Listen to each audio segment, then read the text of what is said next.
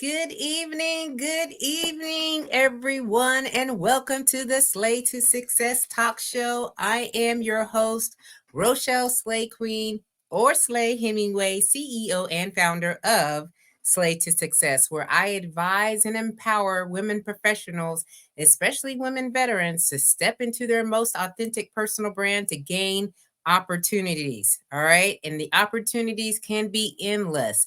And I focus on appearance, behaviors, body language, communication skills, and your digital presence. I am a professional keynote speaker, an author of 3 and 2 other books of anthologies, y'all. I'm just doing the most, okay? And I'm also a certified image consultant and United States Air Force veteran of 30 years. So, welcome to the Slay to Success talk show for tonight. If you are here, please do not go without letting us give you a shout out. All right, tell us your name, where you're tuning in from, so that way we can include you a part of this conversation. As you all know, slay means to kill it, to dominate it, and to nail it, to be on point, to impress greatly, to dream big and work hard until you own it. It is also an acronym. The letters stand for life and leadership philosophies that really resonated with me over time. And now in my next act, my next chapter, stay ready to be ready, lead out loud, a sense of community, a sense of family, and knowing you are built to last. Now, the purpose of this talk show is to bring in men and women, highlight them because they're living life on their own terms and they're using the slave philosophies to make a positive impact in this world.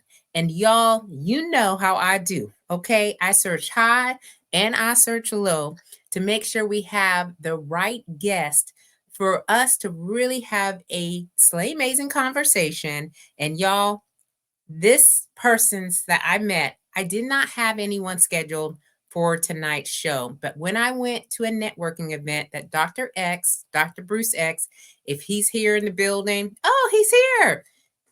Look, I don't talk to you up, Dr. X. Okay. You present and accounted for. And you know what happens, right? When it is meant to happen, it will happen. And so we were going around the horn, if you will. Dr. X has this beautiful community of Black veteran who are in business or community leaders, advocates, and so forth. And we were going around and we were like, hey, introduce yourself.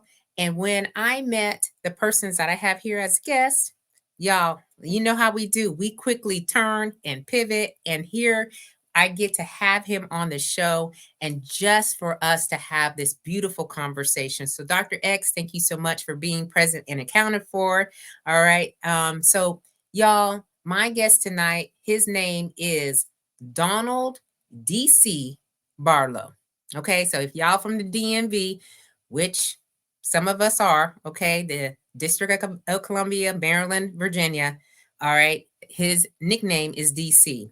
And DC is currently working as a certified senior peer specialist, Department of Veterans Affairs for the Baltimore VA healthcare system, Housing Urban Development, Veterans Administrating Supportive Housing, Homeless Veteran Program. He is also the alternate minority veteran program coordinator for the VA Baltimore healthcare system.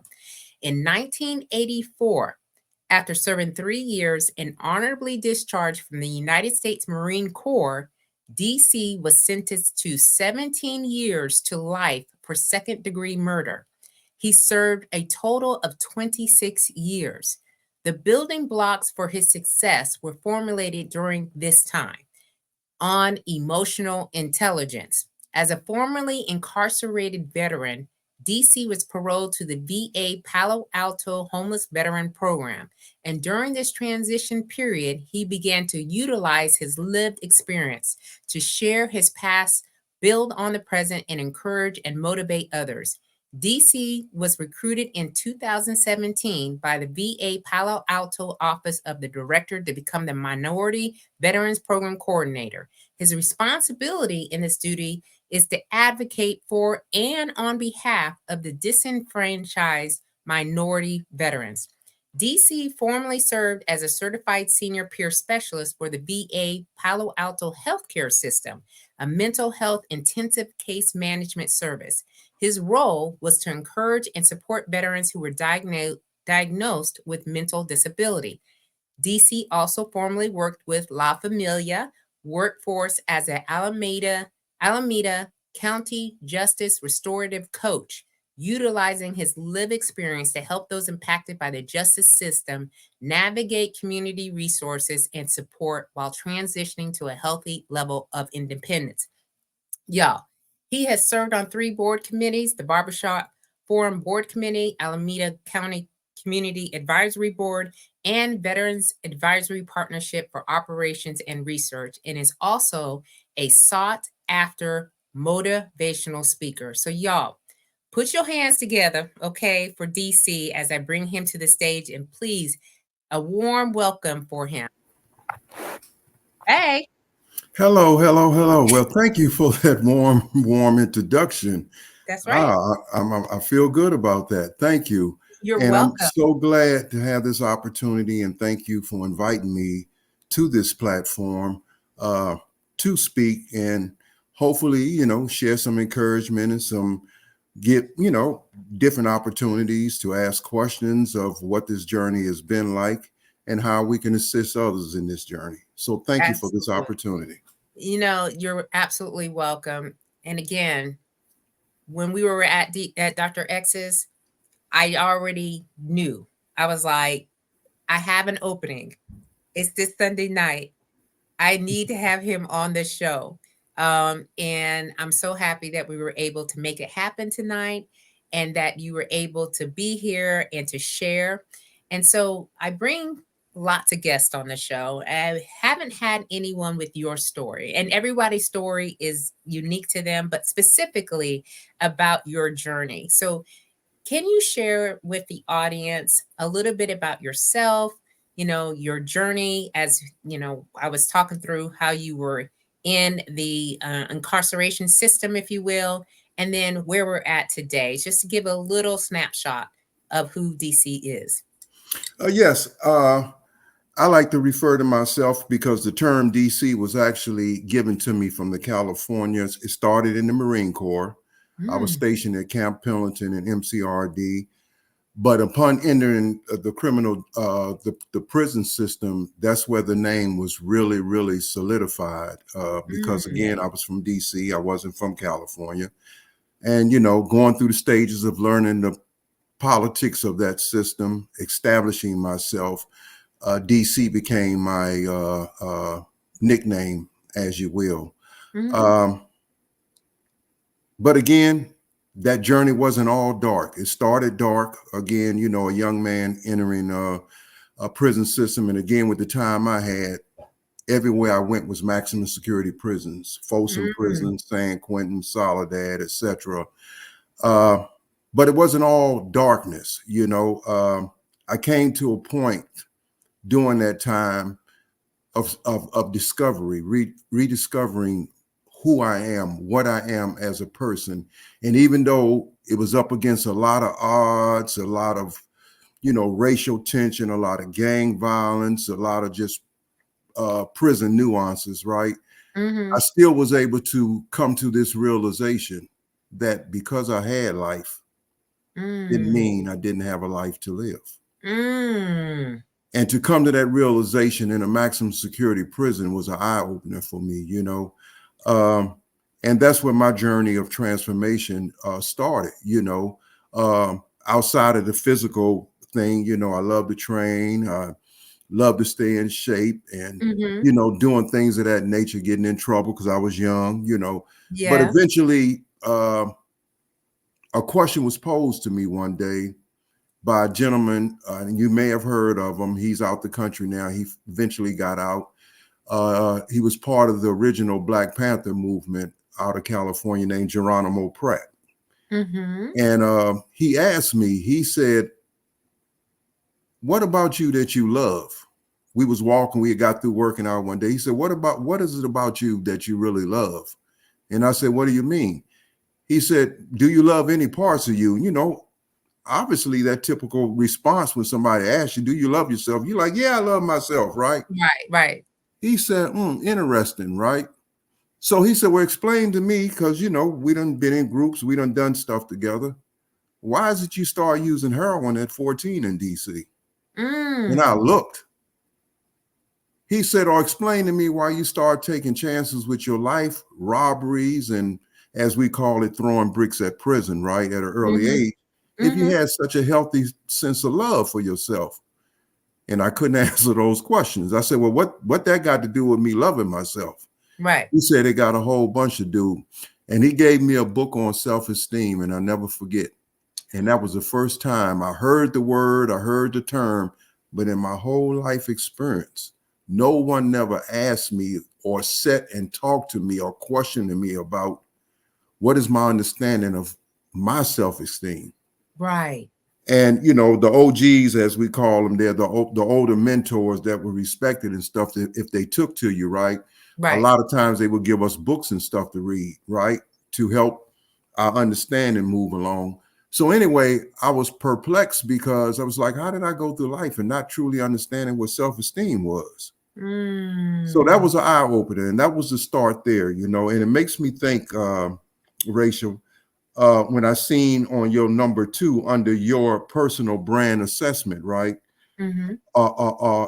Ensuring your external values, do your image align with that? And when I read that, and I was like, how many people I have met or people to this day that I'm still working with that's just now in their 40s and 50s being introduced to external values.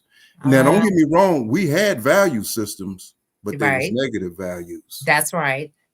We didn't understand the difference of negative value versus pro healthy positive values, and Mm-hmm. then breaking it down because each one has its share of outcomes. Negative Right. value is going to give you a lot of negative outcomes. Yeah. So, things of that when I started learning. So that's when my life experience, I started increasing the credibility of my life experience. I started getting involved in stuff as I was growing in this system, right?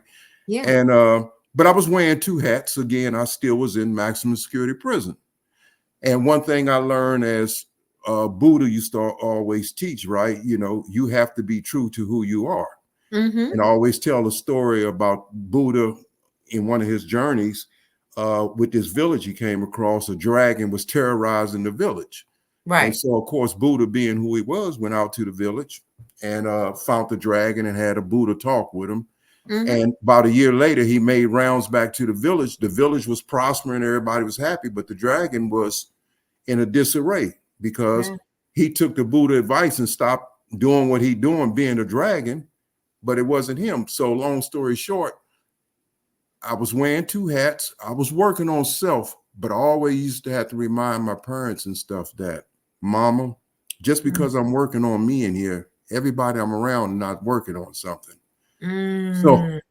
it was that balance of trying to correct, trying to transfer and learn things, but in the same token, sometimes you just have to be what that environment called for to stay in your manhood and to stay on your game. So Mm-hmm. learning that balance was very helpful for me too, because life out here is still full of balances. So I share that with you to say that in life, everything, if you learn to look at it as a lesson, the Yeah. experiences, the darkness, the light, but everything has a degree of lessons in it. And that was Yeah. one of the most valuable things I started learning in prison. Even though I was doing this time, it was valuable lessons for me to learn. So if I was ever given the opportunity, and let me add this, during the time that I was doing this time, lifers in California was never supposed to get out of prison. Mm. So that's why I said I came to the discovery that because I was doing life didn't mean I didn't have a life to live. Yeah.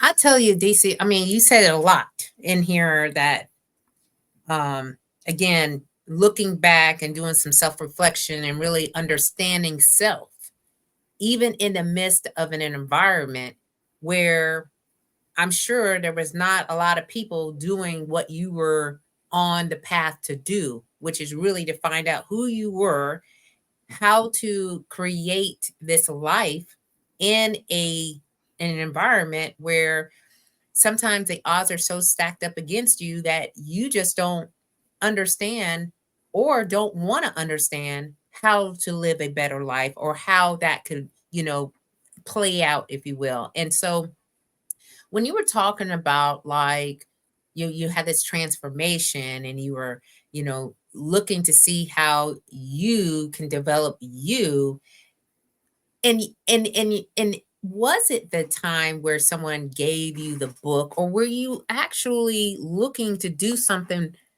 for yourself and you didn't quite know what that was? Because sometimes, as you said, some folks wait to 40s, 50s, or whatever, the case may be, to really get back and figure out, who they are. Mm-hmm. But you decided at a young age, right? It was more when when you entered into the system, you kind of decided like, hey, I need to walk this path here instead of over here. So, and it's always interesting to me because our experience prior, right? We all had a childhood, right, that may or may not have looked a certain way, right? Mm-hmm. And you decided, hey, I just want to do something better. I'm just trying to figure out what was the click. Was it the book or was it something else?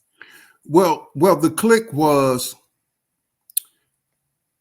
I was always a person that had some good attributes about me, even going to school.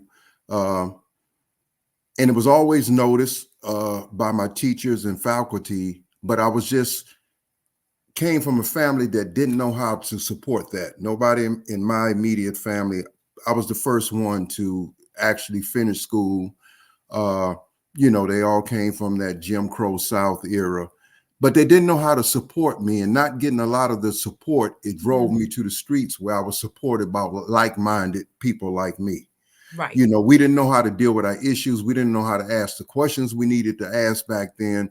So of course we gravitated to those people that was in the same situation with us. Fathers that was alcoholics. Some of them didn't have fathers, mothers on welfare, or you name it, and but I always had some good attributes.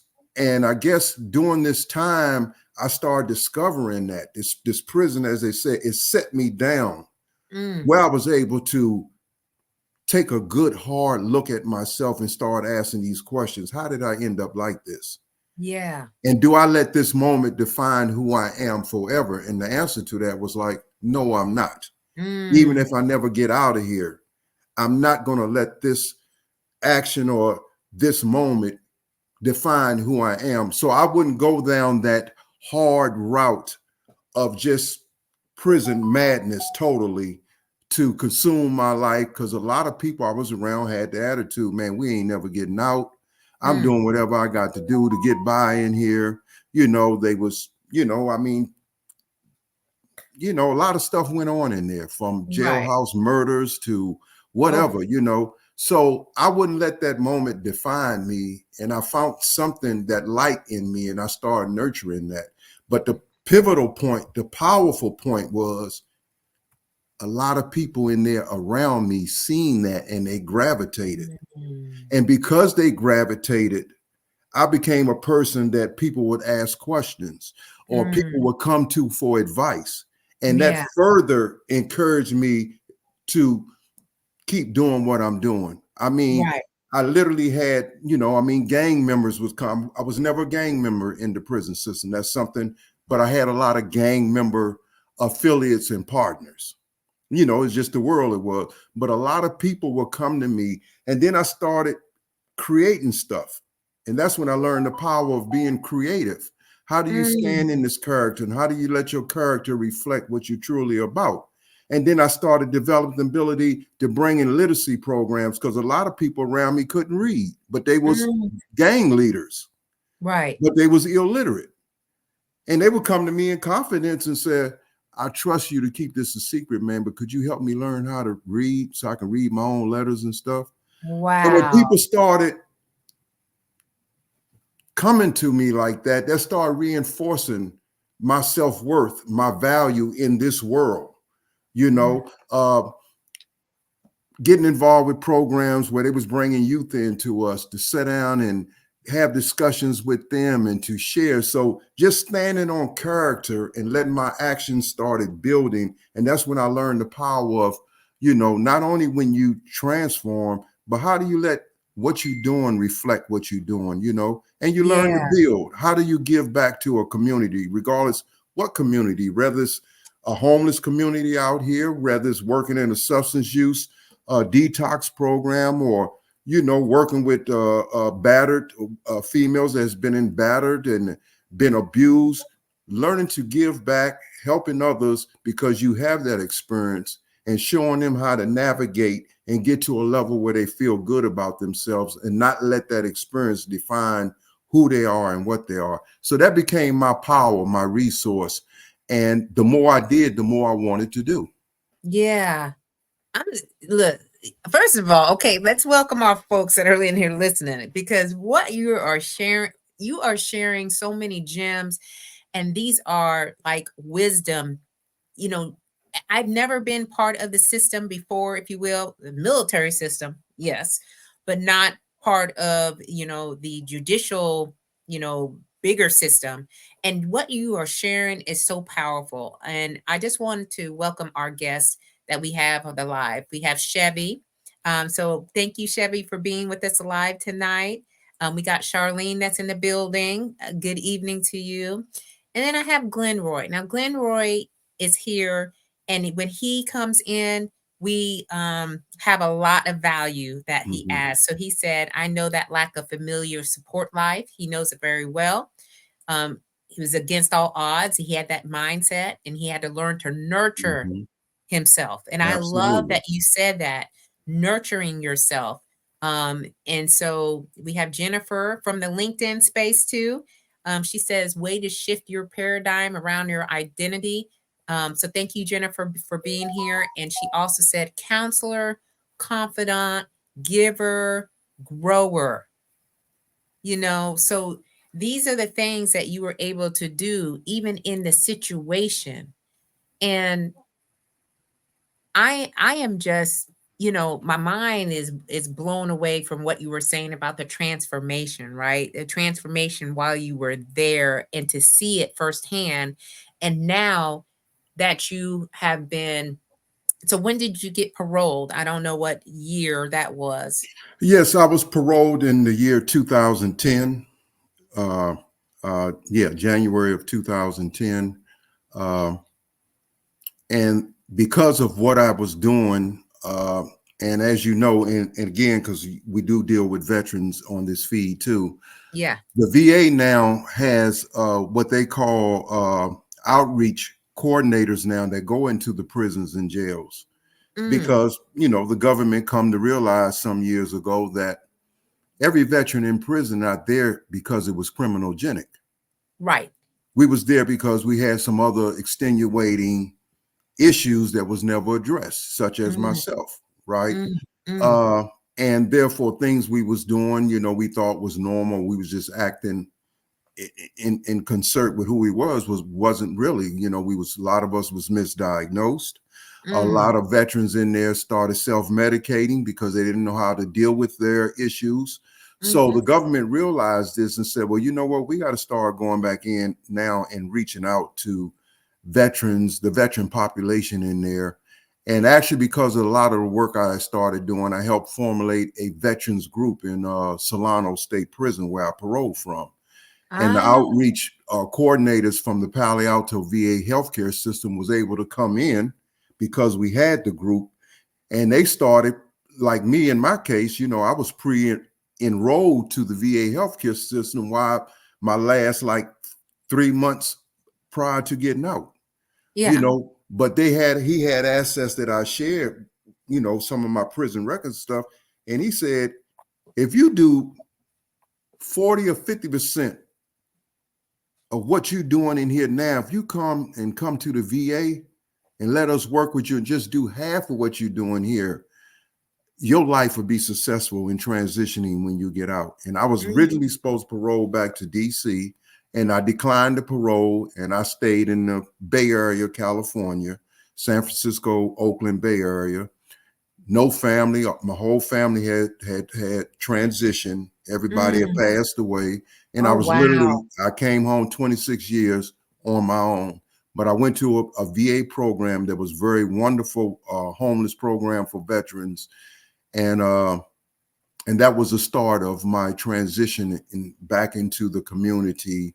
But also it allowed me the opportunity to put my skill set, my life experience to work, and Right. working with other veterans. And then that led to me being introduced to community leaders. I worked with the district attorney office out of Oakland. Like I said, I ended up working with La Familia, doing a lot of community support work with people transitioning from the criminal justice system. So one thing built off the other, and the credibility of what I was doing was established, and I Yeah. love what I do. To, Yeah. when you affect change with anybody who was hopeless at one time or didn't have a clue of which way to go, when you can affect and be a part of helping that change and helping them discover a sense of self, that's a Mhm. wonderful feeling. Yeah. Yes. It is a wonderful feeling. And this is why this show was designed. It's designed to highlight people like yourself who decided on their own, you know what, where am I going to spend my time at? With doing what? What is my purpose going to be? And using your experiences not as a crutch, not as something that, from a pity party standpoint, not saying, oh my goodness, I went and wasted all this time, but you started to really think about how can I use what I had to go through to help someone else. And that is absolutely a incredible way to do your life. You know what I mean? Hmm. Because it's something to look forward to. Now we have something in somebody's that is waiting on us to help them, when they felt like they didn't have anybody out there. So, what this transition, I mean, because we all go through major transitions in our life, right? So if you're talking to someone who needs to, transition, what are kind of the top three things that you share with them? Whether let's take it from a mindset point of view. Like as they're transitioning, what mindset should they start to work in to help them have a better way of integrating themselves into the civilian world, if you will? Hmm. Well, the first thing I always generally try to start with in having that one-on conversation with anyone is you got to let go of your past fears and Mhm. your your self-imposed doubts. Yes, we probably have made a lot of bad mistakes, some bad decisions, and the consequences ain't been good. But at this moment, moving forward, Mhm. release all that and realize you standing on a threshold that right now, whatever change you want to be or whatever change you want to affect, you have the authority and the power to do that. And it's Right. people out here in places and things such as your program and the Mhm. work you do in helping people brand themselves. Mhm. It's things out here that if you give yourself the chance and let go of your doubts and fears, in my line of work, we call it self-sabotaging. Mhm. Stop self-sabotaging, let go of those fears first. And if you Right. can do that and open yourself up to possibilities and open yourself up to advice, there's some changes that awaits you and some good changes. That's the first conversation I have. And then the second thing I always share with people is you got to be willing to constantly work on yourself. Mm. Mhm. Don't accept all the past, the failures, but right now, wake up and tell yourself starting now how much work you're going to put in and willing to put in to work on yourself. Mm. Because a lot of things can be offered to you, but if you ain't willing to put in the work, you ain't really to address some of the things that need to be addressed, Hmm. so you can be accessible, because opportunity favors a prepared mind. That's right. Yes, it So, does. and in order to prepare that mind, you have to be willing to work on self. So Yeah. those are the first two things I share with people. Yeah. And those are important. I think that can apply to just anyone at any point. You know what I mean? Yes, for the people that you're working with directly, yes. But again, I transferred or transitioned out of the military 30 years, and it's already in a high conforming environment where the rules are in place, there's standards, there's Mm-hmm. procedures, there's processes, and so forth. And I've had to do a lot of, I continue to do a lot of work on myself because there were behaviors that I was conditioned to do, and sometimes those behaviors aren't conducive to creating the right relationships that you need when you're in the civilian world. Mm-hmm. And things have changed, and you're right. When you're in an environment for a very long time, and I've seen it for myself too. I had a lot of family members when I was in service pass away, and transition on because I was gone. And so how do you deal with the emotional, of your emotional well-being? It, it you have to be able to work on you.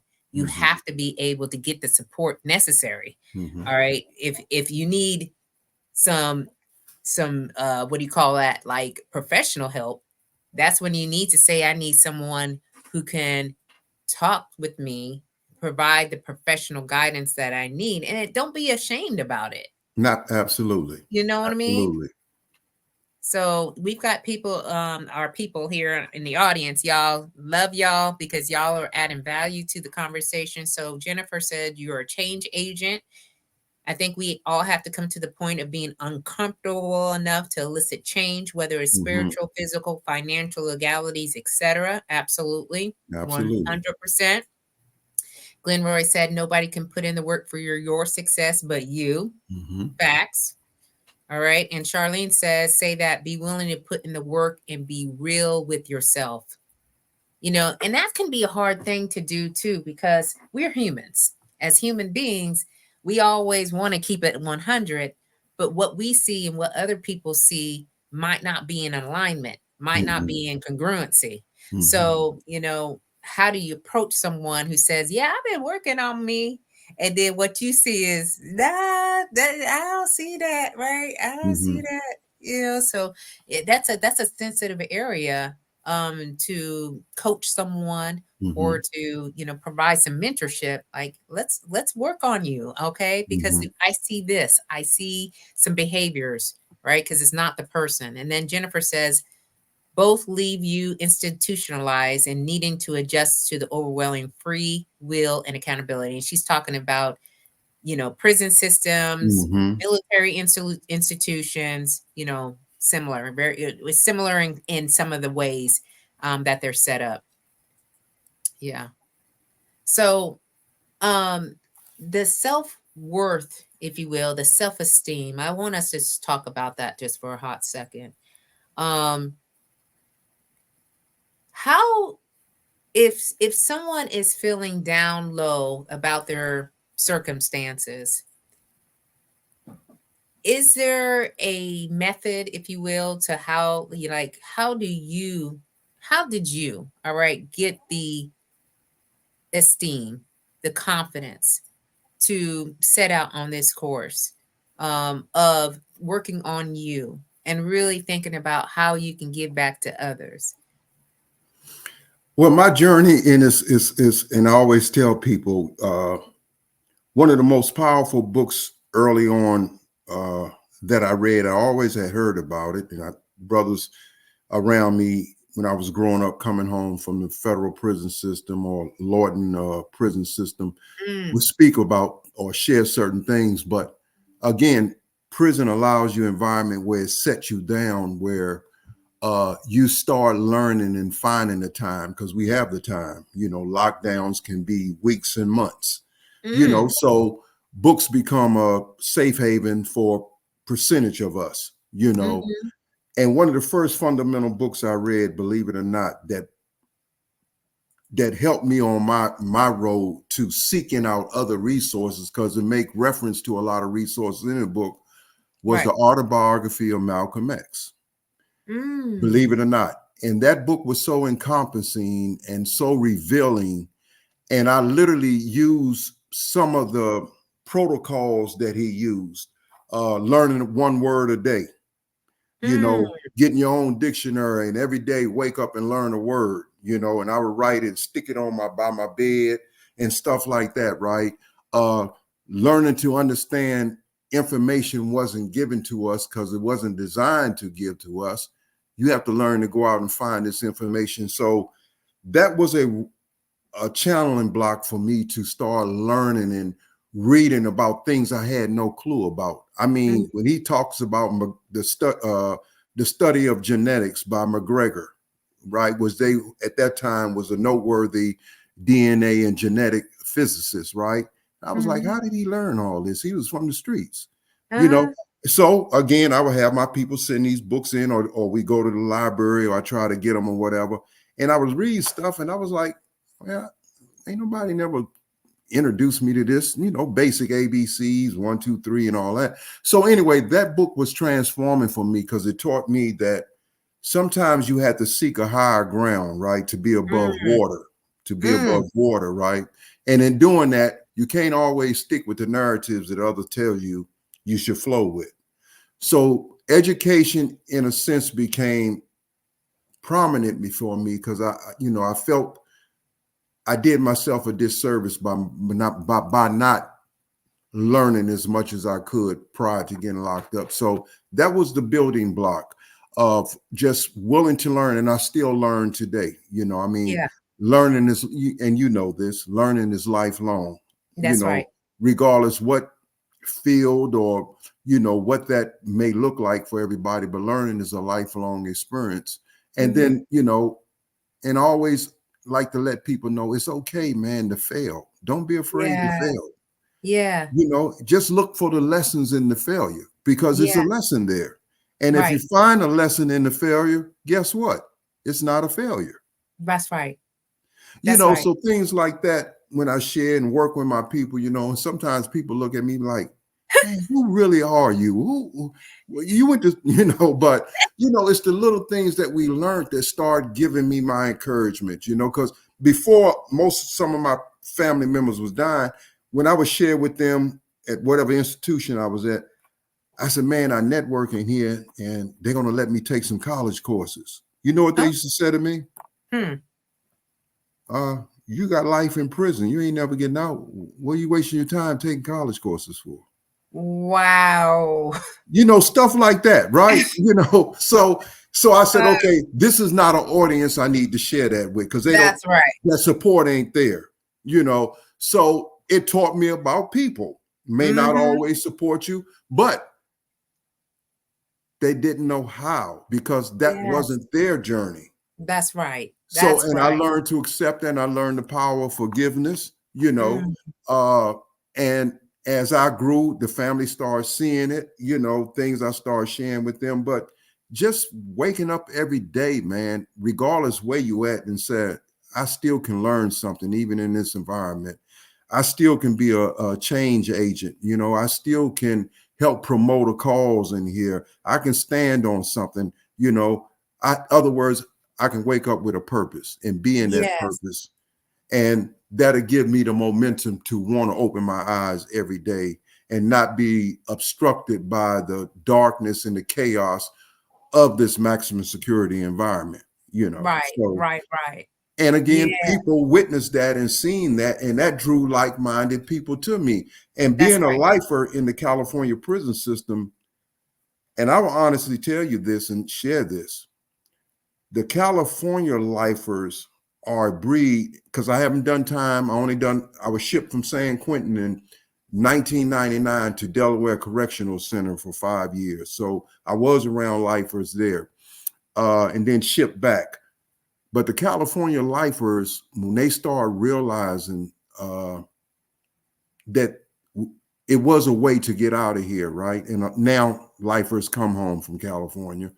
Mm-hmm. But the lifers took on a whole different breed. We became the peacekeepers, the guardian of the prisons. You know, we was the ones Mm, that took control and navigated and, you know, did the things that kept the prison running in a certain direction, you know, mm. and stuff like that. And a lot of and I can honestly say a lot of my brothers came home and doing great out here. They directors of programs, they CEOs, I mean, they doing some powerful work. And we Wow. sometimes say, man, you know, did it necessarily have to take a life sentence to get us on this level? You know, in joking when we come around each other. But, you know, so Wow.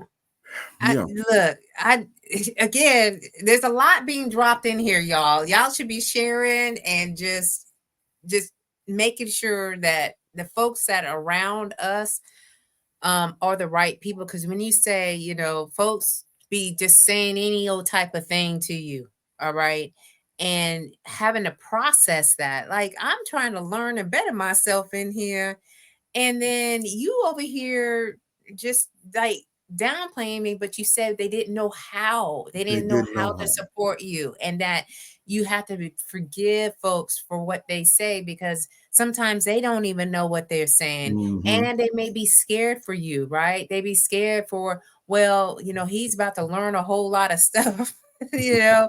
And sometimes when people learn a lot of things, that people come for us for whatever reason, Right, right? right. But I feel like that you've given a lot of people an opportunity to see something outside of where they're at, and this again, it applies to anybody. And so Jennifer has a comment here, it's feeding pearls to pigs, Hmm. you know and that right there for me is so powerful, because you give them all the goods, right, and the information, and you tell them, hey, this is how I'm feeling, this is what I'm doing, and they like, well, what you doing that for? What you doing that for? They ain't gonna do nothing for you, right? She also said leaders at every level. So when you were in the system, if you will, you are now the leader, the peacemaker, the person to mediate, to get the keep it Hmm. flowing, to keep others from coming in, maybe when you came in at your age Hmm. and didn't really understand how everything works. Let me show you how these things work in here. All right. And that it too is so for me, it's incredible. I absolutely think it's incredible. And then yes, they place roadblocks unknowingly, right? Hmm. And so we have to identify that and use, I call discernment, Hmm. using your discernment about situations and the people that you may find in your journey that aren't meant for you. Hmm. And being able to kind of go, okay, you know what, this is not for me. I'm on a new trajectory. I've changed my life in a different direction. So you got to know, right? You just got to know. So I love that, like the leadership part of that too. Like you identified yourself as a leader because people were coming to you, people were asking for advice, and now while you're now, been out of that environment for what? It's in 2010, 14 years now. 14 years, absolutely. 14 years. Hmm. And now being a leader in the community, you know. And so what does that mean? What's that sense for you? Like when people say that, like you're a leader, a community leader now. Well, again, when you accept who you are as a person and you learn to be confident in your abilities, right? And you learn to move beyond the self stigma, because others will impose, you know, stigma and stuff your way, you know. Yep, And once you become comfortable with who you are, because number one, there's no such thing as 100% perfect person. that's right.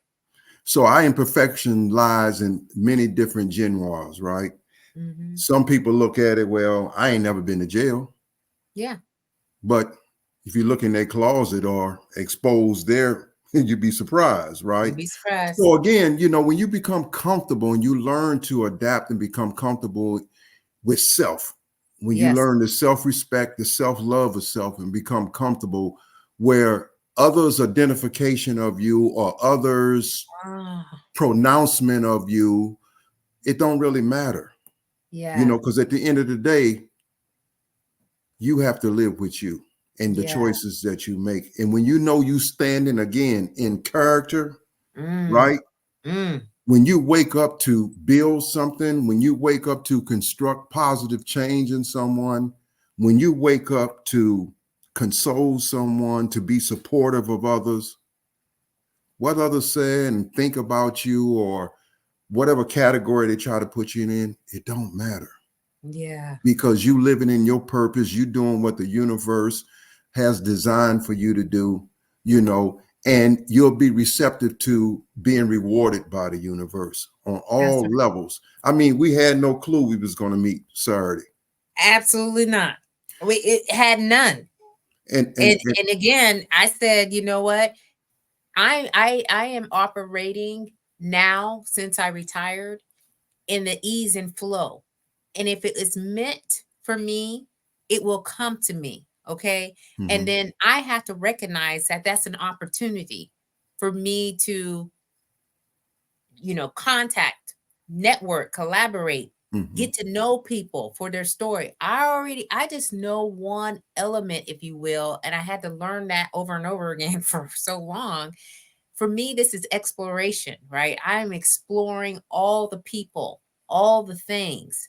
And so again, it's true. When you're living in your purpose, things will come to you, mhm. right? But what are you going to do when it comes to you? That's the part that we always have to look into as well. And then Jennifer said this, and Jennifer, you gonna have us going to church because she says sometimes God hides his people away to prepare them for their purpose. And she's absolutely correct. Uh, Absolutely correct. uh, okay, so Jennifer, I'm just gonna say right here, right now. This morning, I went to church, and they were talking about Joseph. Mhm, Okay, and Joseph wore a coat of many colors, and then he ended up becoming a slave. Then they gave him another coat, and then he was the one that interpreted mhm, Pharaoh's dream, and so they made him second in command, mhm, right? And so he was able to reign over the land, but he was incarcerated, if you will, for 12 years.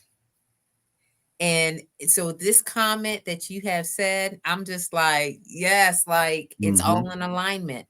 mhm, It's an alignment with your story, have how you now come out to not be uh what do you call it? To be angry, resentful, you know, because of what you were in, but to come out and say, you know what, there's more. I have to do my part. I have a responsibility, mhm, right? To give back and help others who may be down and out and disenfranchised. And so, that this is just so like so good. So good. Um she says she just came back from a Woman Evolve 24. It's probably a conference. Y'all forgive me. There's no forgiveness in no here. All forgiveness. right. So just go ahead and share what you need to share here, Jennifer. We love it. Okay. We love it. Not everyone is meant to see your journey. That's what Charlene said. Mhm, Amen. Okay. Because I know that some people who watch the show sometimes can't see their way through it or are stuck and they're not quite sure how to move forward. mhm, And this is just another conversation that we've had tonight to allow them to see something a little bit differently. mhm. So, your story is so incredible. And now you're a sought after motivational speaker. Yes, and again, and I think I shared that in our meeting Saturday. And the goal is if you speak to, let's just say, 100 persons for the sake of this conversation, Right. and let's just say one person out that 100 got a message. Mm, One person seen something, heard something that is the beginning of a turning point for them. Yes, You were successful in your message, that's right. even though the other 99 didn't get it. So, to motivate, to encourage, and to wake up every day, part of my prayers every day, along with my affirmations, is to allow me to affect change in someone, to put a smile on a stranger's face who may be in need, Hmm. to let me, be in my purpose to help anyone, regardless who they are, Right. because that's what I'm here for. And when that work get carried out, when it get done, again, at the end of the day, I'm grateful and thankful, because to me, that's his grace and mercy leading me. Right. Right. And it's just like you said, the one, it's just got to be, it's just one person. Just, allow me to um, serve or to affect someone, one person positively. So, we're coming towards the top of the hour, Mm-hmm. DC. Um, and I like to ask all my guests this question. And it's a powerful, I guess, a view of where you could be and what is it that you're doing to get you to this point. And I'll say the 80th birthday party. So the 80th birthday party, where you've got your family, you got your friends. What do you want them to be saying about you? I would just like for them to say that we witnessed this journey, and at the end of the day, he lived a worthy life. He lived a life not afraid, an unselfish life, not afraid to help others, but not afraid to continuously help himself, because life is ongoing. And I just Mm. want them to be able to say that he started off, it was a roughy patch for him, but he navigated, he stayed the course, he found this way to become a person that many people, as well as our family members, others, have come to admire and love for the work he do and the person he turned out to be. And that's so beautiful, y'all. Y'all, whew. Okay, Jennifer. I only heard it when he said it, regardless of the original source. Um, so DC, I want to thank you for being here tonight. And thank you And for having to, me. having you here on the show just to give us a little taste of your life, your journey, the impact that you are making now. As like you said, as maybe dark and chaotic it was at the beginning, now you are using what you have to help others. And I think at the end of the day, many of us want to be able to do the same thing. All right. Many of us want to be able to do the same thing. So, y'all, for everyone that was here for us on the live show, because we Mhm. got a lot of folks coming back for the replay because I know football is on. All right. Right. Y'all ain't even trying to trick me with that, but I know the football is on. All right. So, Dr. X, thank you so much for being here. Chevy, Charlene, Glenn Roy, Jennifer, um, and another amazing episode. All right. So we got that comment there. So thank y'all for being here and for being such great audience members. Um and we're going to be back here next Sunday. Well, before we leave, what's your final words, DC? Before we leave, any final words? Well, two things. One, I want to let Dr. Xavier, Mr. Dr. Bruce, know that I did my homework this weekend. He gave me a Oh, word. He shared a concept with me, and I turned around and whispered to him. I said, "Oh, I'm not too familiar with that." It was emotional intelligence. So, oh, of course, being a student of life, I came home and pursued that and did my research. And it was stuff I've been doing all the time, combating, dealing with emotions, other people's emotions, and turning it Yeah. around, you know. But I Mhm. want him to know, share that with him, that I did my research, and thank him for sharing that with me. But I would Okay. like to leave everybody with this, that every day we open our eyes, we're given a new chance, a new meaning to be who we were meant to be, to find our way to be that person. So don't waste it, because Mm. life is truly short. When you open your eyes, sometimes you may have to pray and ask for directions, but learn to find your way to be who you was truly meant to be in this world. And I would like to leave everybody with that. And thank you all for coming on the show. And thank you again, Rachel, for having me. Absolutely. All right, y'all. You heard it from DC. All right. Get on out there. Keep on slaying until you can't slay no more. All right. We will be back here next Sunday, 7 p.m. Eastern Standard Time with yet another guest. And we will see you all soon. Have an amazing, slay amazing week. And we will see you later. Thank you, Chevy. We see you. Peace and love, Bye. everyone.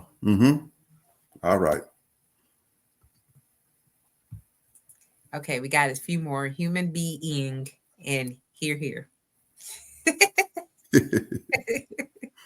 Thanks, y'all. Thank you. Thank you, Charlene.